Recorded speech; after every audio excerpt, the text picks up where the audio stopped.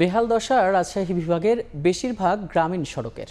বছরের পর বছর সংস্কারের অভাবে চলাচলের অনুপযোগী হয়ে পড়েছে সড়কগুলো। এতে ভোগান্তি পোহাচ্ছেন চালক যাত্রীরা, এমনকি প্রায়ই ঘটছে ছোট বড় দুর্ঘটনা।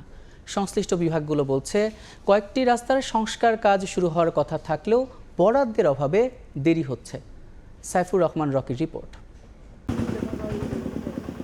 রাজশাহীর পবা উপজেলার তেঘর গ্রামের রাস্তা পাকা করার জন্য 2 বছর আগে শুরু হলেও এখনও শেষ হয়নি। উল্টো রাস্তায় ফেলে রাখা ইটের খোয়া বেড়েছে ভোগান্তি। আর তানোর থেকে পবা উপজেলার রাস্তার কাজ 1 বছর শেষ না হতেই কার্পেটিং উঠে সৃষ্টি হয়েছে খানাখন্দ। শুধু এ দুটি সড়ক নয়, একই অবস্থা রাজশাহীর 9টি উপজেলার গ্রামীণ সড়কগুলোর। এলজিডি ও সড়ক বিভাগের আওতাধীন প্রায় 2800 কিলোমিটার সড়ক কাঁচা, যার বেশিরভাগ অংশ চলাচল অনুপযোগী। রাস্তাতে আমরা গাড়ি ঘোড়া নিয়ে যেতে পারি না। গাড়ি এমনও মনে হয় যে আমরা গাড়ি মাথাত করে নিয়ে যাই। বৃষ্টির সময় তো গাড়ি তো নামাই দিয়ে পারি না, রোডে করে রাখতে হয়। এই রাস্তাতে প্রচুর দুর্ঘটনা ঘটে। বড় গাড়িগুলো আসছে, ব্রেক করতে দেরি করছে, বাসে ভাঙাতে যায়, আরেকজনকে মেরে দিচ্ছে। 6 মাসের মধ্যে 3 বার 4 বার করে রিফাইন করে। ভিজিট পেভমেন্ট আছে, কিছু ওয়্যারিং কোর্স আছে, এভাবে করে মানে পর্যায়ক্রমে রাস্তাটা ভালো হয়ে যাচ্ছে। এবং আমরা কিছু আপনার ধরেন মাইনরের কাজ আছে, ওখান থেকেও রাস্তাটা ভালো করে ফেলছি।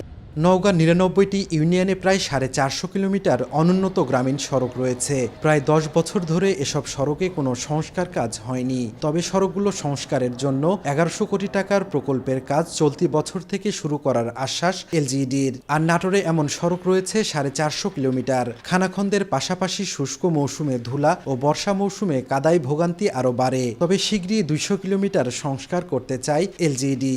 18-20 বছর হলে এই রাস্তাটা মানুষের যাইতে আসতে কত ভোগান্তি। রাস্তার লাগি তো মনে করেন যে গাড়ি ঘোড়া সব সমস্যা হচ্ছে, চাকা বাস্ট হচ্ছে, চাকার পাংচার হচ্ছে। নতুন একটা প্রজেক্ট পাস হয়েছে, যেটা হচ্ছে রাজশাহী নাটোর চাপাই অবকাঠামো উন্নয়ন প্রকল্প। এই প্রকল্পে আমাদের 200 কিলোমিটার কাঁচা রাস্তা পাকাকরণ এবং প্রায় 100 মিটার রাস্তা রক্ষণাবেক্ষণ ধরা আছে, যেটার অর্থ বরাদ্দ পেলে আমরা কাজ শুরু করব। দীর্ঘদিন সংস্কার না হওয়ায় বেহাল দশা বগুড়ার গ্রামীণ সড়কগুলোর। এবছর 328 কিলোমিটার রাস্তা সংস্কারের জন্য 220 কোটি টাকা বরাদ্দ চেয়েছে এলজিইডি।